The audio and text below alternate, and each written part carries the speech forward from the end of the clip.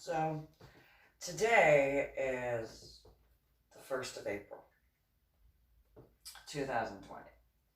And though it is considered, that April Fool's Day thing, I've never been one who's found that funny. It's a personal thing. However, there were some individuals I've known over the years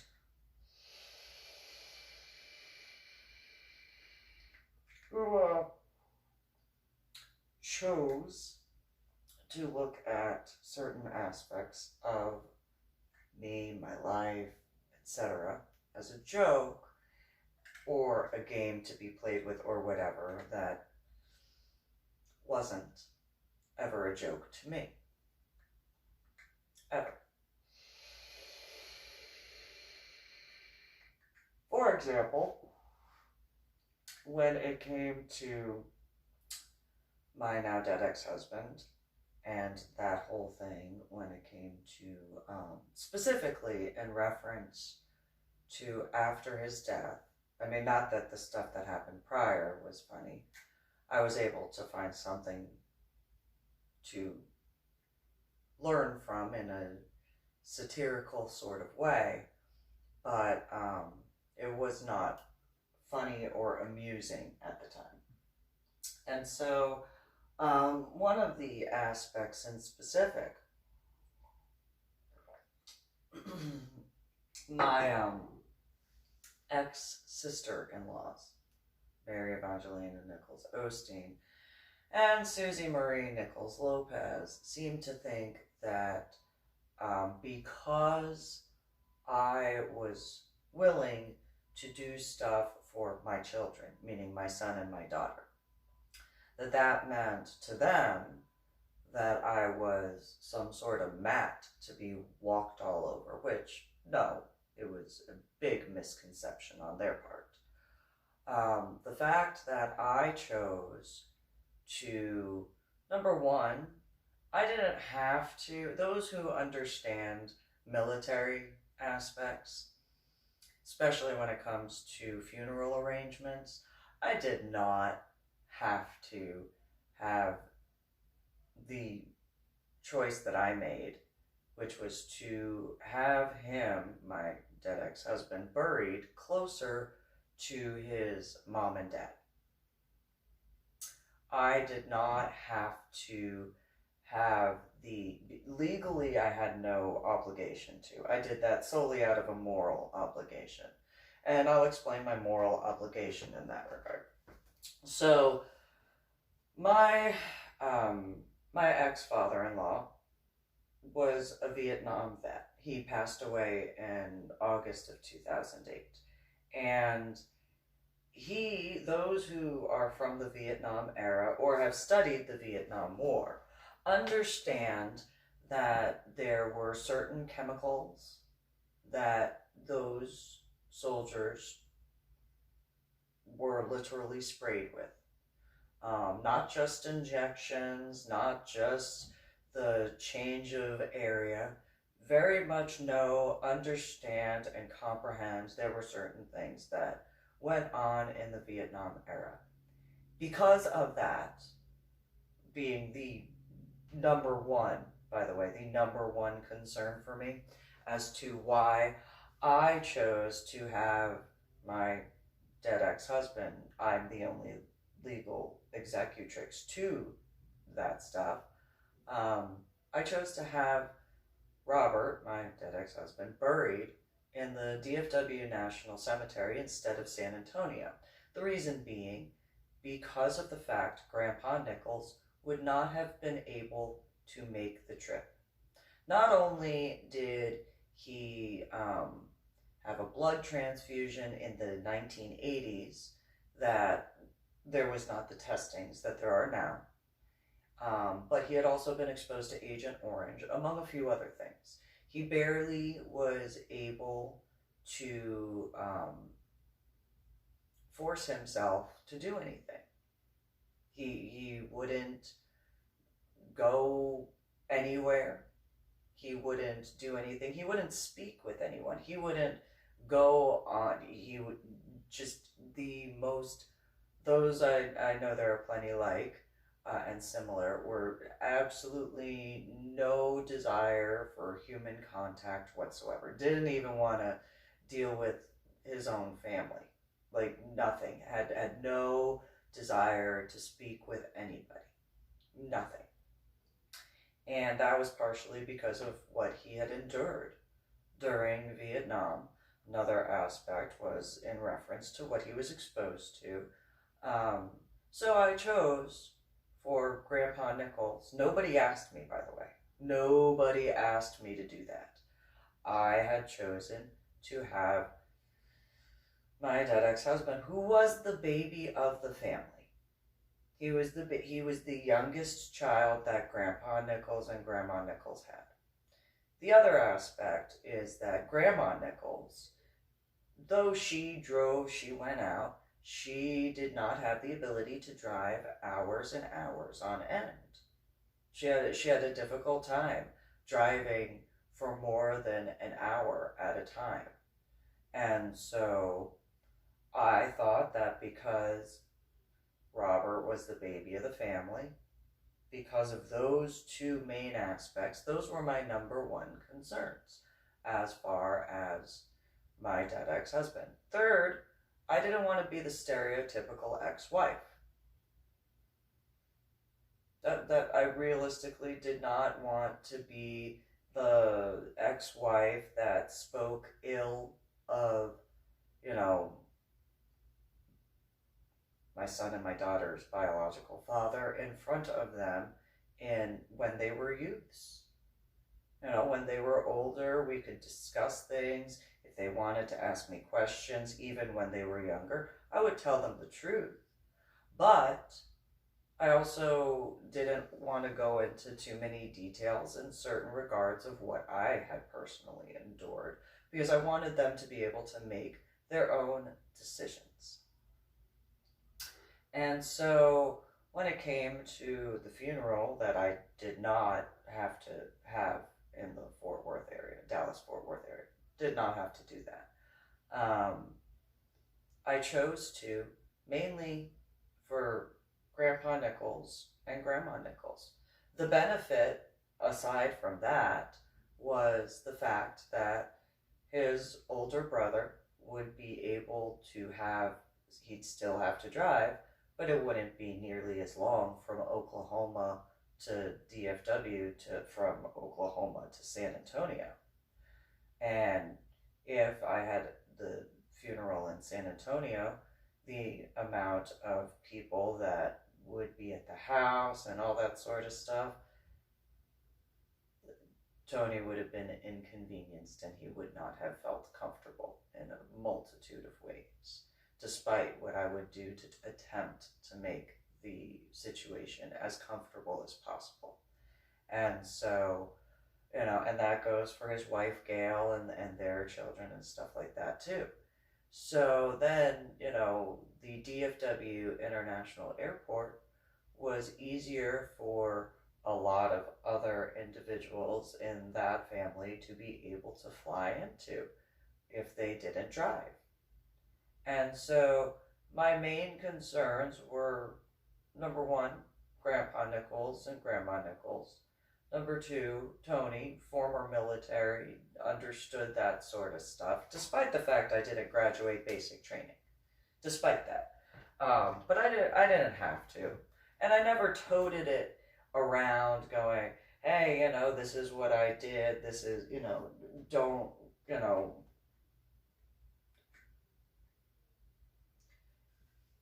The only thing I asked for was a simple amount of respect. I didn't tote that around like, look what I did for you. I just kind of figured, lead by example. I wouldn't want that negative aspect done to me, so this is the way I did that. I didn't have to. I know that. I knew that back then. Oh, I knew that back then. But it was one of those, I'm not going to constantly go in reference to that. I also did not have to allow Susie Marie Nichols Lopez to contact the individuals that she wanted to in order to do certain aspects with the funeral. Now, I will say that had I known that she was going to contact who she contacted, I would have put a kibosh on that so quickly. And so, real quick apology to the Holy Roman Catholic Church on that one. Though, again, when I found out what was going on, I did not have to tell the priest at St. Patrick's Cathedral. I didn't have to. I didn't have to tell them at and albeit, the priest initially did not believe me. The priest looked at me and told me, I don't know you, I know them, and it's like, yeah, okay, but, all you have to do is open up the casket. If you're going to do the funeral rites, you don't believe me, I get it. You don't know me from anybody else. You know them before you know me. You've known them for years. Who am I to you? I look the way I do. It is because of a headedry that I had on Palm Sunday in 2000, but, the after effects. But, if you want verifiable proof, all you have to do is open it up, and you'll see. And thankfully, that priest did. I'm going to guesstimate he did. He opened it up, and that would be why the funeral rites were done in the cafeteria instead of the cathedral, which Susie Marie Nichols Lopez and Mary Evangelina Nichols Osteen complained a whole bunch about it not being in the cathedral, and I was like, he shouldn't have been brought to the church to begin with. And you know that. You were raised Catholic. You know those aspects. You went to CCD and all that stuff. I did not. And then when they found out that I had spoken with the priest and told the priest about that, they were like, well, why did you do that? Because I didn't want those ramifications. I don't want to make anybody mad, but the Holy Roman Catholic Church? You kidding me? You kidding me? You think I don't want to make anybody mad? Do you know what type of stuff has occurred when people have upset the Holy Roman Catholic Church? I don't want to be that. No, thank you. No. I don't want to piss anybody off. I do not want to piss off the Holy Roman Catholic Church. Not one of them. Not one. No. You want to do that? You go right ahead on your, but not me. I was not raised Catholic, but I went to a Catholic high school, and I can guarantee I didn't learn that wasn't acceptable, but it didn't take a headedry to figure that out. And so it was one of those, I did not,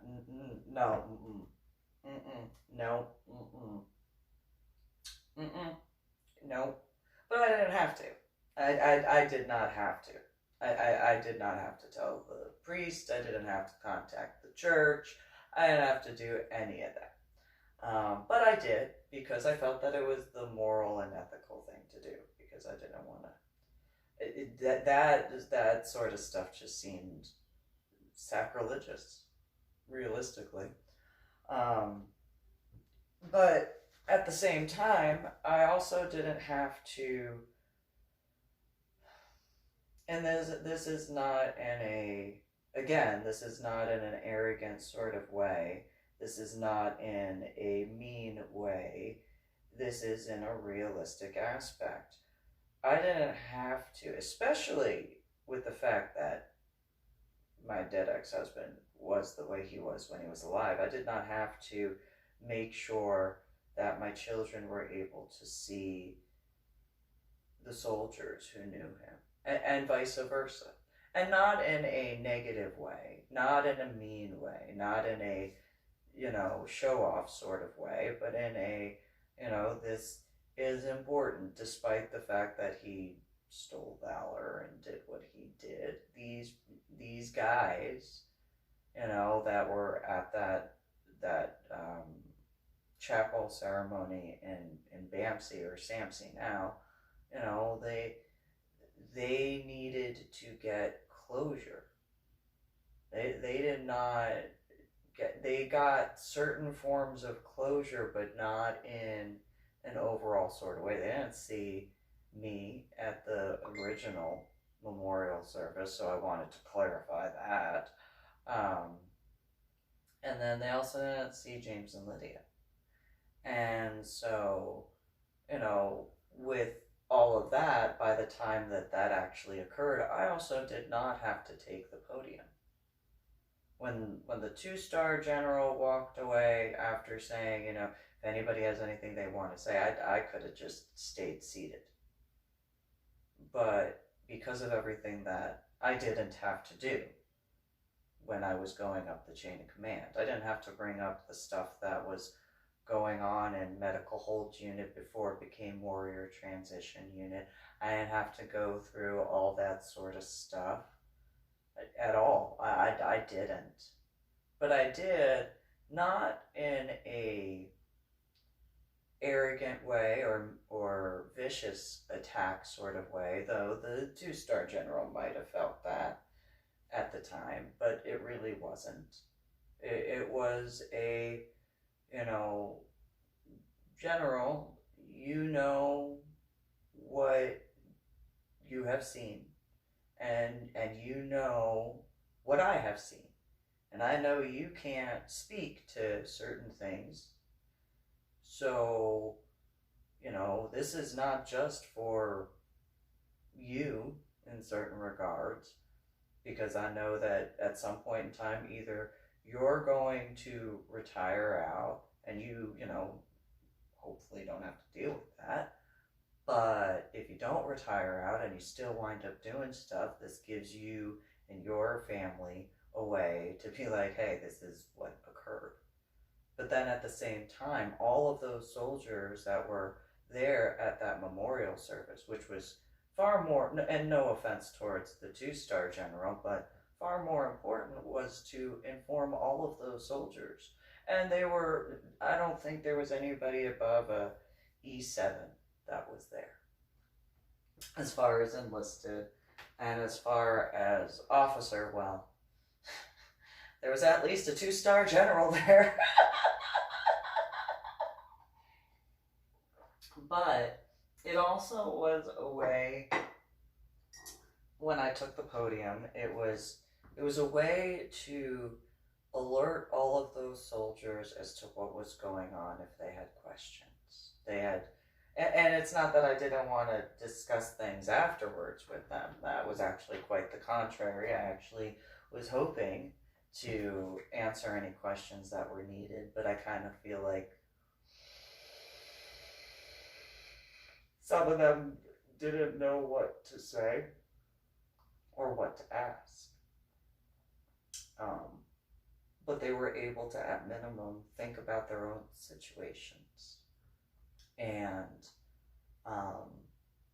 reevaluate certain things, prepare themselves, because that is a big thing that you're taught in the military. You are taught how to work with others, but at the same time, make sure to take care of yourself. And so, in that choice that I made that I didn't have to, it wasn't to be a thorn or a problem to anybody. Contrary to probably opinion in certain regards, it was actually to assist where I could, and also let them know that, you know, they didn't know maybe they did, maybe they knew, because I know Robert had told them that I'm the ex-wife. But, you know, in that regard, maybe giving them an idea of something to attempt to try in a different way, maybe, you know, and however, depending on the situation. I also did not have to give the what the 2-star gave, the Bronze Star, I did not have to give that to the Colonel when he came back with his 2 guys from Iraq. But again, I don't believe in stealing valor. And I didn't give that back to the 2-star general, not to be mean, not to be a pain, not to any of that, but because the stuff that was going on, he himself would have to admit it was partially to cover certain things up, if he was being honest. And I wasn't willing to know that he, meaning my now dead ex-husband, had not earned the Purple Heart nor the 2 oak leaf clusters, but somehow, and was being denied another Purple Heart, by the way, by the Colonel that I met. I couldn't morally or ethically allow that sort of stuff to continue. And so, albeit doing it the wrong way, I mean, I knew that they had come back from overseas. I should not have said, I got something for you, and then reach for a bag that was not see-through. I can laugh now because I'm not in that vicinity. Yeah, that was not fun. I can laugh now, not now. I don't have to. But but I also wasn't upset at those guys. Kind of like I wasn't upset at the 2-star when he called me a royal fucking. It was just one of those. I understood. I apologized instantaneously to the Colonel and the 2 soldiers, because it was like, that's my fault. I technically shouldn't know. Shouldn't know this, but I do, and so that's my fault. Please don't, my bad. Don't be mad at me. I'm sorry. I apologize. I was not giggling at that time. I was not. There was no giggling, but I didn't have to. I also did try to get the Bronze Star back from my ex-in-laws, but Susie Marie Nichols Lopez refused to give that back, and it was one of those. I told her as well. Grandpa Nichols appreciated that. Grandpa Nichols was like, yes, that was the right thing to do. That was absolutely 100% the correct thing to do. He was not upset at me at all. He was enthralled at the fact that I chose to do that. He was infuriated at Susie Marie Nichols Lopez, though. Oh, he was infuriated. He was really, really upset. And it was one of those, she won't give it to me to give back to the army. Otherwise, I would give it back to the army. So, if you can get it, and he couldn't get it, but I would have given that other one that was worded to them if I could have gotten it back. But I didn't have to. I didn't even have to try. I did try. But also, when it came to being done with all this stuff, as far as going up the chain of command and all that stuff, and the memorial service and all that, and meeting with the colonel, I didn't have to move closer for my son and my daughter to be closer to that side of the family, to try to get to know their biological father or that side of the family. I wanted to go back up to the East Coast for a long time. I had wanted to go and show them where I was from. I wanted to show them and but then I also knew that the areas of New Jersey had changed, and I didn't know if I could handle that. So my idea of the Florida trip, was as close but not as possible. Because I used to go to the beach all the time as a child during the summer, and I did inform my son and my daughter, as well as my niece, not the same beaches, but ocean nonetheless. And so that was, my way of doing what I could to teach them that. And then it was one of those, I can't take you to Liberty Science Center, but hey, look, there's Cape Canaveral. Let's go there. I can't take you to Point Pleasant Beach, but hey, look, take you to all these other ones.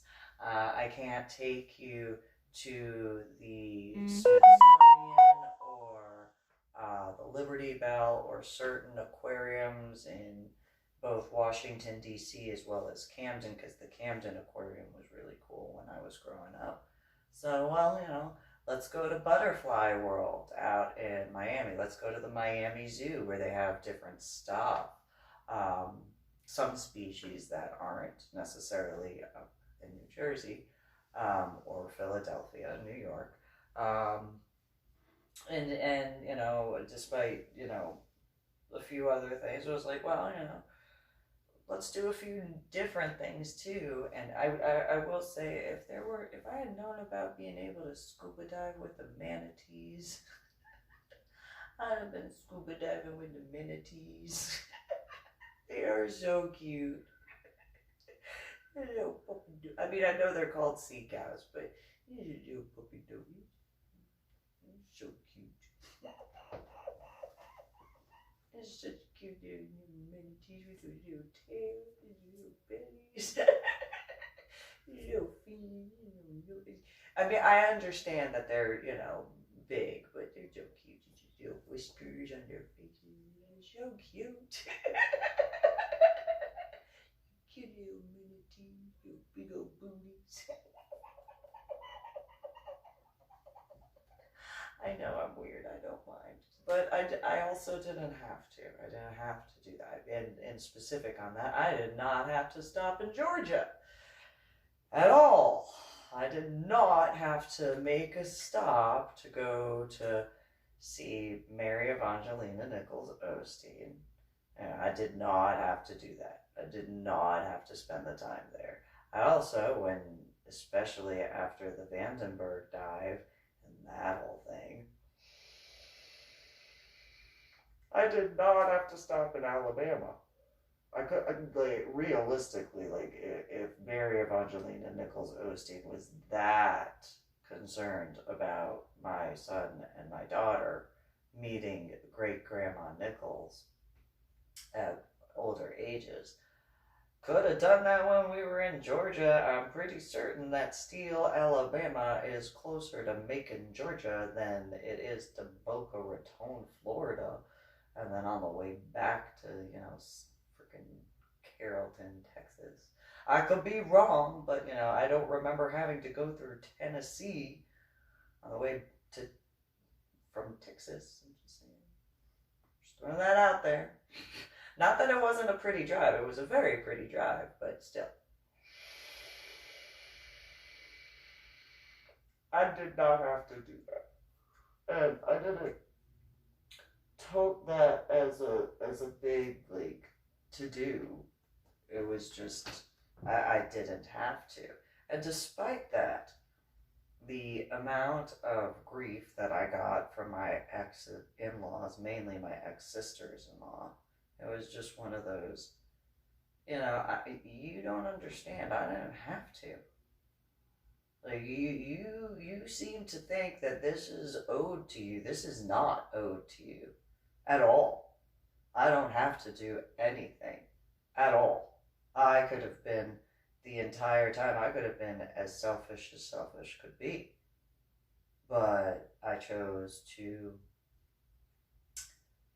do more and be a better example than what I was raised with in certain regards, and had been around.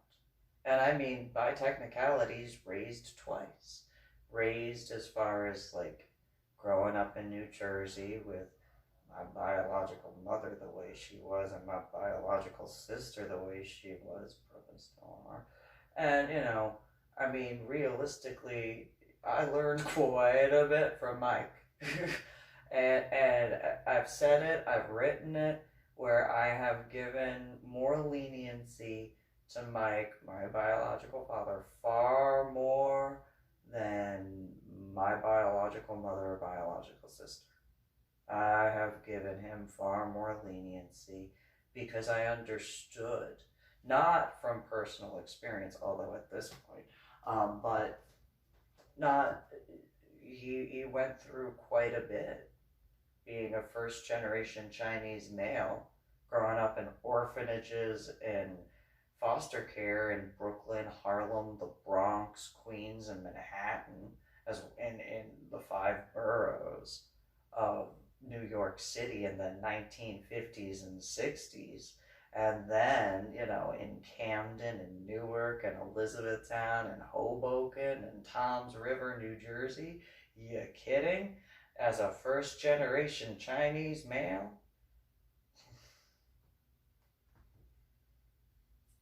He didn't talk much about that. I need to have that explained to me to understand. Also didn't have to give the leniency that I did. But I did. However, as far as, certain individuals that I've known throughout the years, I did not have to. I did not have to do what I did. As far as, like, in certain regards, even in I admit I did not realize it was called volunteering, what I was doing in reference to different areas throughout the state of Texas, until I was in Washington State and informed that was volunteering. And I did not have to help at all the way I did. I also didn't know that I was technically campaigning in certain regards when it came to the Republican Party, because I didn't realize what campaigning is until like 2019. I had no idea. But in that regard, I also didn't have to volunteer where I volunteered. I mean, I knew I was volunteering at, like International Scuba. I knew I was volunteering there. I knew I was volunteering at 9 Lives. It was a more set up sort of thing that I understood in comparison to the lifestyle where I didn't understand that.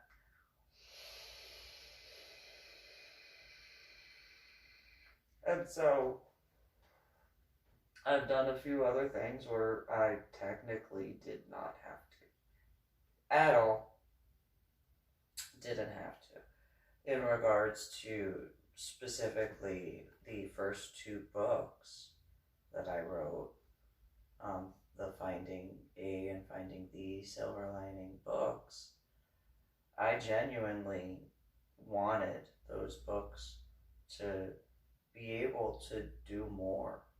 I mean, I really wanted to help out the Tamarisi family, but at the same time of helping out the Tamarisi family, I wanted to help out the Corps, because very few people understood certain aspects of the financial resources when it came to, and no offense towards any of the branches, but the Navy and the Corps.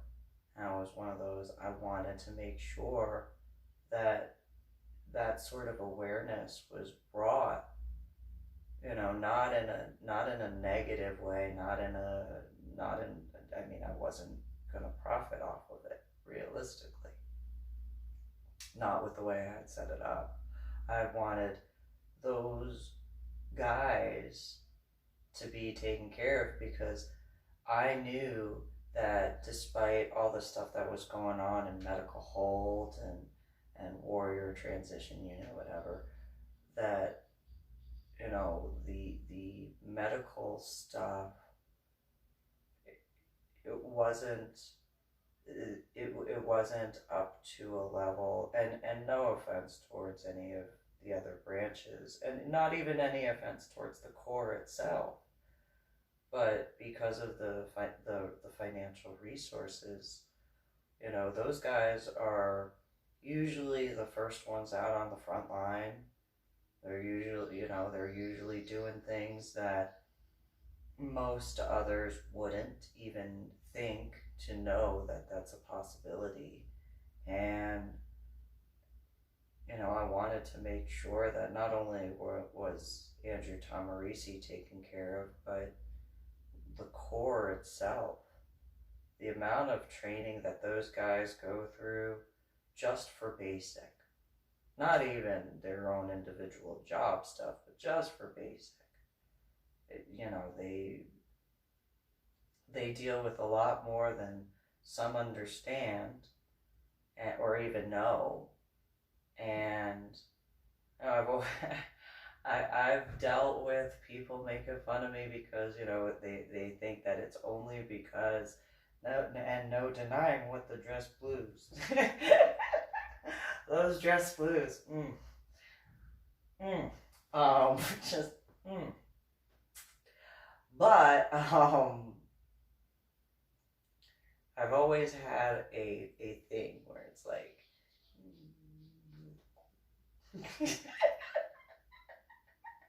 always had a soft spot for the Corps, and it's a personal thing. Despite having wanted to go in the Navy Academy at the time I did, but in that regard, I didn't have to. I wanted to. I wanted to, especially after a lot of experiences of defending so many as I had. I wanted to make sure that, and not just military guys, but law enforcement as well, and fire department and EMS. But the Corps, Marine Corps,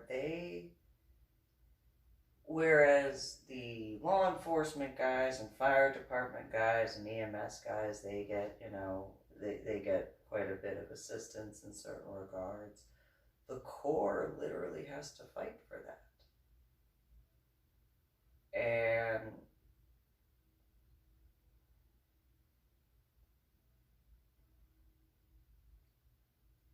it might have seemed weird. I know that when I explained it to my son, but especially my now ex-boyfriend just didn't understand. And it was just one of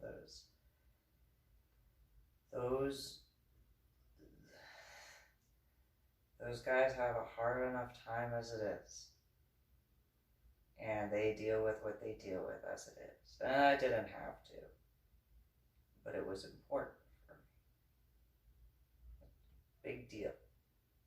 Really big deal. And,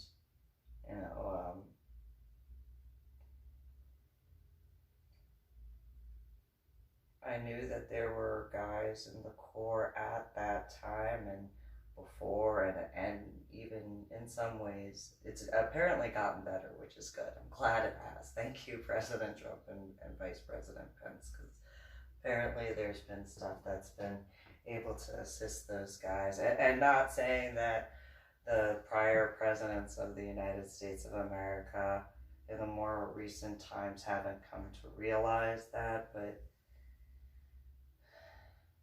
it's turned around a lot for a more positive way, because now apparently they have their own medical stuff, which is great. it was able to be expanded and extended in a way where it was far more assistive.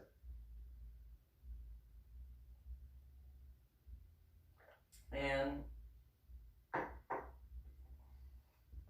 didn't have to. I know that. I didn't. I had lost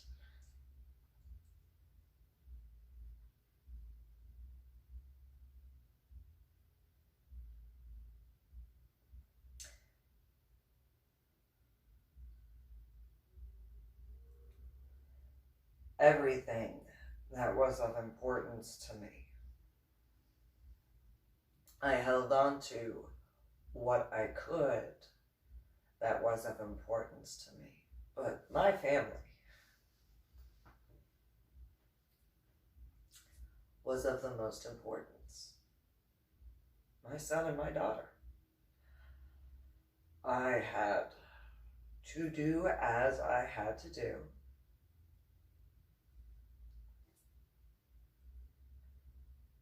And this feeling. um,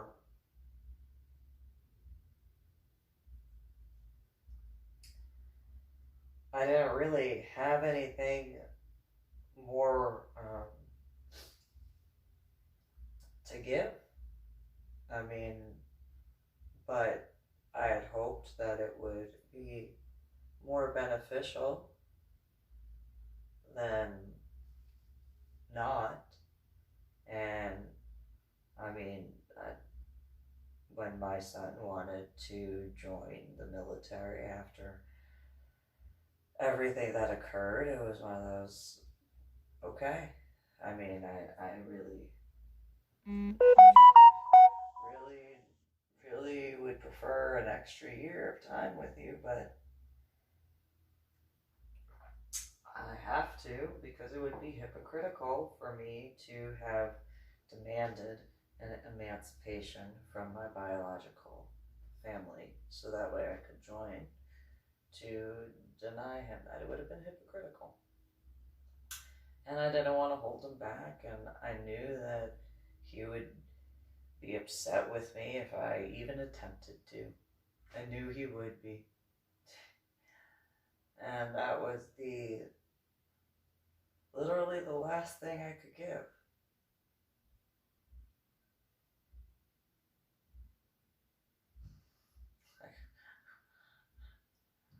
I had been working on my Medal of Honor art project by that time and doing everything I possibly could.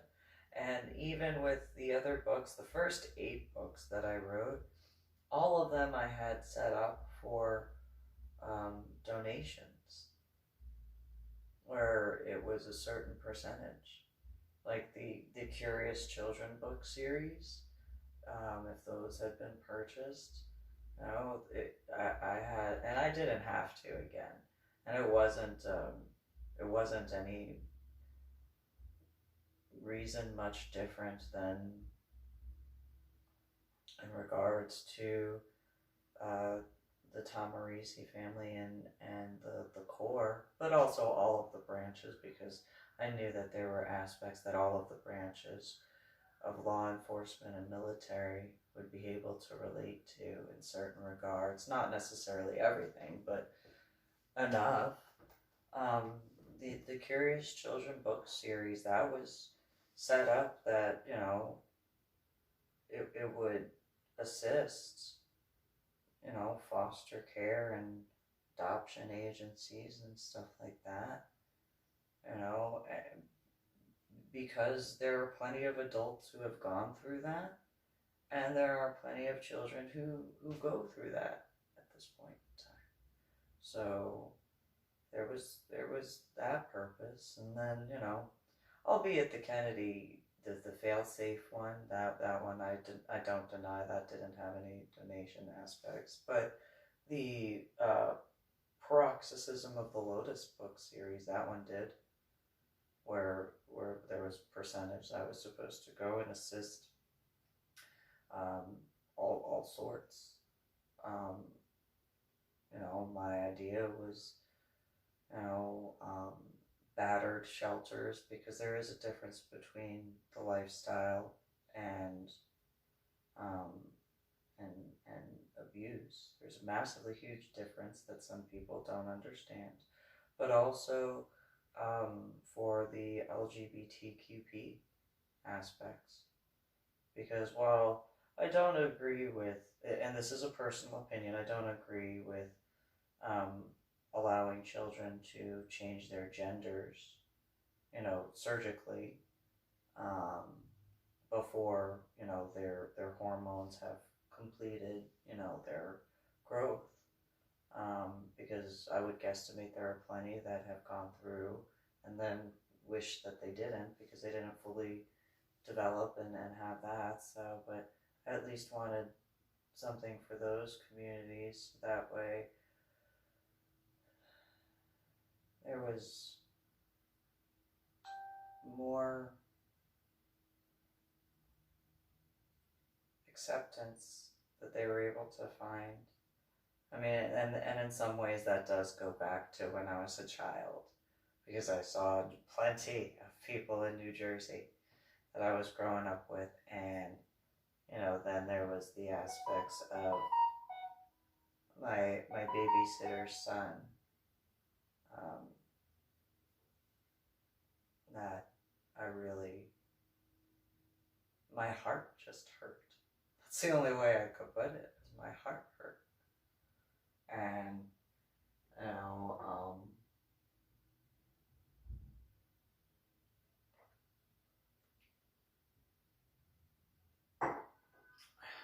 but then my Medal of Honor projects and stuff like that, and so there was stuff that I know I didn't have to do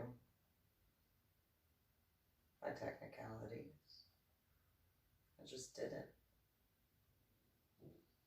So it wasn't a way to be, what's the word?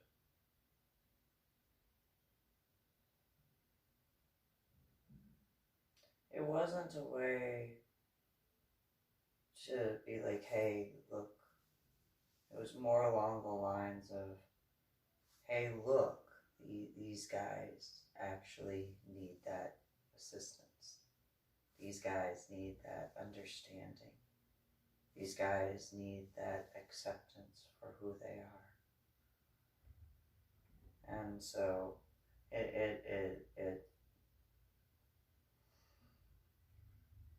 it didn't seem like a big deal to me. I mean,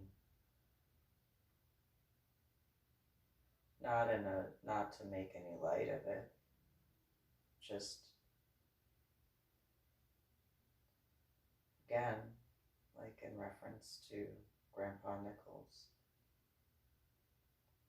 it just seemed like it was the right thing to do. So it wasn't for people to take advantage, that was for certain.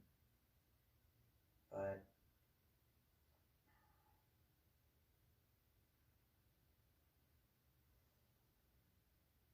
it was to assist. Like in basketball. So one guy could do a slam dunk, and somebody else has to get him the ball. He can't always have the ball, so probably not the most ideal type of correlation, but that's what I got. So on that note, that's what I had to say.